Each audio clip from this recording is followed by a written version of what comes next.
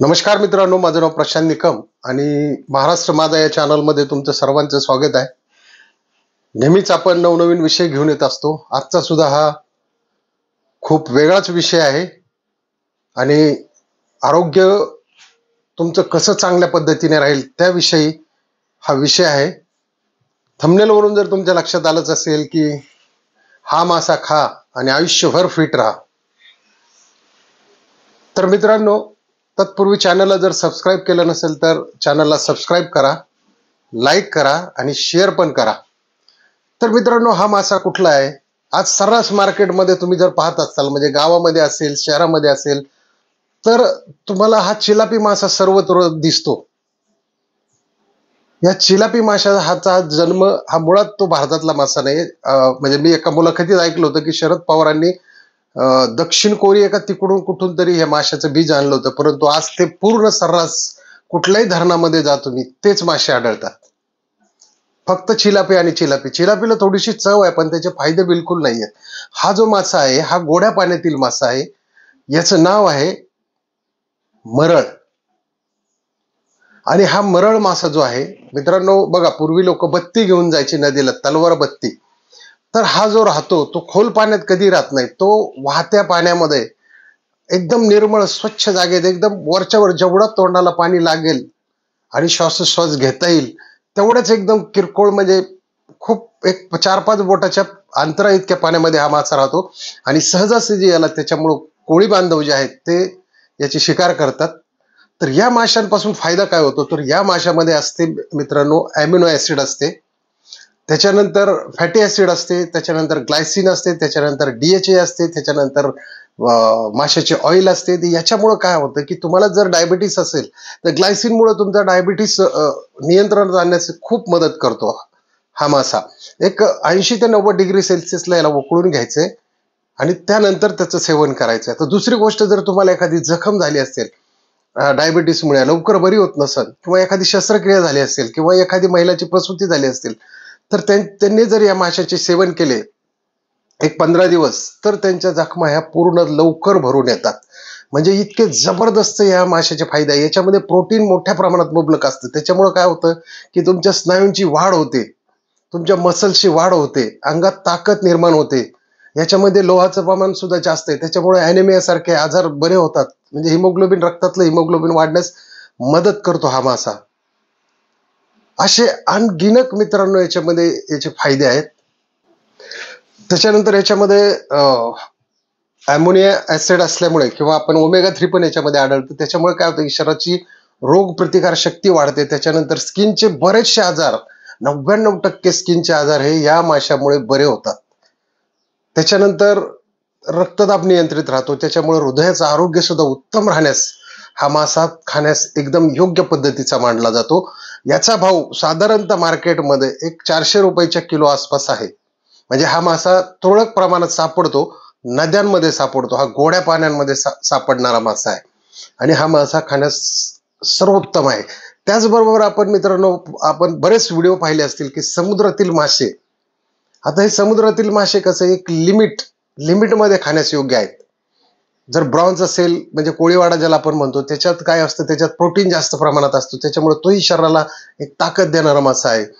बरेच असतील, पापलेट असेल, सुरमई असेल, बऱ्याच पद्धतीचे हे समुद्री मासे असतात. पण याचं जर जास्त खाण्यात आले तर या माशांमध्ये प्युरिन असते. प्युरिन असते म्हणजे तुमच्या शरीरातलं युरिक ॲसिड वाढवते. म्हणजे जर एखाद्याला डायबिटीस असेल, शुगर असेल, तर त्या माणसाने डेली या समुद्री माशांचा आहार करू नये. तसा आरोग्यास टुना फिश सुद्धा चांगल्या पद्धतीचा असतो. त्याच्यामध्ये ओमेगा 3 असतं, बऱ्याच पद्धतीचे त्याच्यामध्ये प्रोटीन सापडतात, ॲसिड सापडतात त्याच्यामुळे. परंतु हा समुद्री मासा हा तुरळक प्रमाणात, म्हणजे तुम्ही आठवड्यातून एकदा दोनदा खाल्ला तरी चालतो.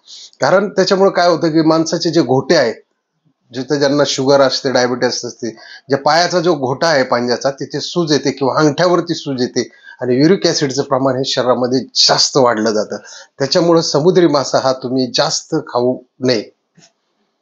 आता मरळीच्या माशाने काय होतं तुम्हाला सांगतो, रक्त सुद्धा पातळ होण्यास मदत होते. मरळ जो मासा आहे त्याच्यामुळे तुमचं रक्त पातळ होतं, रक्तातल्या गाठी कमी होतात. मग त्या गाठी तुमच्या कसल्याही पद्धतीच्या चरबीच्या असोत किंवा कशाच्याही असो, ते रक्त जे क्लोटिंग जे होत असतं तुमच्या शरीरामध्ये, जेणेकरून तुम्हाला जे डायबिटीसमुळे उद्या प्रॉब्लेम येणार आहेत, ते प्रॉब्लेम हा मासा सततच्या आहारात आठवड्यातून एकदा दोनदा खाल्ल्याने तुमचं रक्त पातळ होण्यास मदत करते. आणि ज्याच्यामुळं रक्त पातळ असेल तर तुम्हाला कुठलाही हार्ट अटॅक येण्याची संभावना याच्यामध्ये नसते. तर आता मित्रांनो, एवढी माशाची मी माहिती सांगितली तुम्हाला. तर ह्याच्याबरोबर याची रेसिपी पण तुम्हाला मी आज सांगतो की हा कशा पद्धतीने मासा करायचा आहे.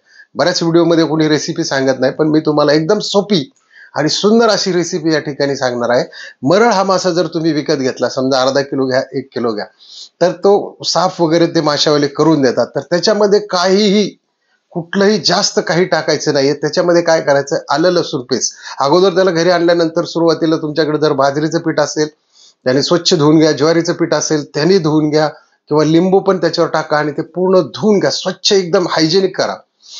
हायजेनिक केल्यानंतर त्याला काय करा, हळद आणि मीठ लावा आणि थोडा वेळ फ्रीजमध्ये ठेवा.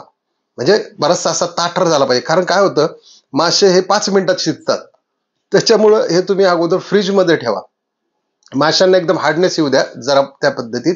तर त्याच्यानंतर तुम्ही काय करायचंय की मिक्सरमध्ये टोमॅटोची, कोथिंबीर याची ग्रेव्ही, म्हणजे थोडक्यात आपण ज्याला प्युरी करायची म्हणतो, पातळ करून घ्या, फक्त तेवढंच. बाकी याच्यामध्ये जास्त तुम्ही या माशांना घालत बसताल तर ह्या माशांना ची चव ही खूप वेगळ्या पद्धतीने लागते. त्याच्यानंतर काय करायचं, माशाचे हाड झाले म्हणजे कडक झाले थोडे, की त्यानंतर तुम्ही एक कढई घ्या किंवा एखादं पातेलं घ्या, त्याच्यामध्ये 2-3 चमचे तेल टाका जसं तुम्हाला पाहिजे असेल. जर लाल तिखट असेल बेडगी मिरचीचं तर 2 चमचे ते तिखट टाका. ती केलेली टोमॅटोची, कोथिंबीरची प्युरी त्याच्यामध्ये टाका आणि अद्रक लसूणची पेस्ट टाका थोडीशी, आणि फक्त गरम मसाला जो येतो अंबारीचा आणि प्रवीणचा कांदा लसूण मसाला, हे थोडे तुम्हाला ज्या प्रमाणात पाहिजेत त्या प्रमाणात टाका आणि तो रस्सा आधी उकळू द्या चांगल्या पद्धतीने, म्हणजे त्याला चांगली उकळी फुटू द्या. आणि त्यानंतर जो कडक झालेला मासा आहे तो एक 10 मिनिटं किंवा 7 ते 8 10 मिनिटांमध्ये तो त्याच्यात ठेवा. त्याच्यावरती ताटली वगैरे काही ठेवू नका. अतिशय सुंदर अशा पद्धतीचं या माशाची टेस्ट होते. त्याच्यामुळं आज तुम्ही बघा, असे मासे तुम्हाला कधी हॉटेलमध्ये खायला मिळणार नाही. आणि या माशांना जेवढं तुम्ही शॉर्ट आणि स्वीट ज्या पद्धतीने तुम्ही त्याची भाजी कराल ती तुम्हाला सर्वोत्तम लागते, कारण या रेसिपी हॉटेलमध्ये बनत नाहीये. आपला जो एक मासे पकडणारा पूर्वीचा भिल्ल समाज होता पहा, खूप सुंदर, फक्त चटणी टाकायची त्याच्यामध्ये, लाल चटणी, मीठ आणि असेल तर तेल, अदरवाईज ते पण नसायचं. तर एवढी सुंदर त्यांची त्या ठिकाणी म्हणजे भाजी लागते भाकरी बरोबर ती. आणि शक्यतो माशांबरोबर ती भाकरीच खायची, म्हणजे जर त्याच्यामध्ये एखादा काटा वगैरे असला छोटा तर तो पण त्याच्यामध्ये इंटेक केला जातो आणि तो भाकरीने कुठेही लागत नाही.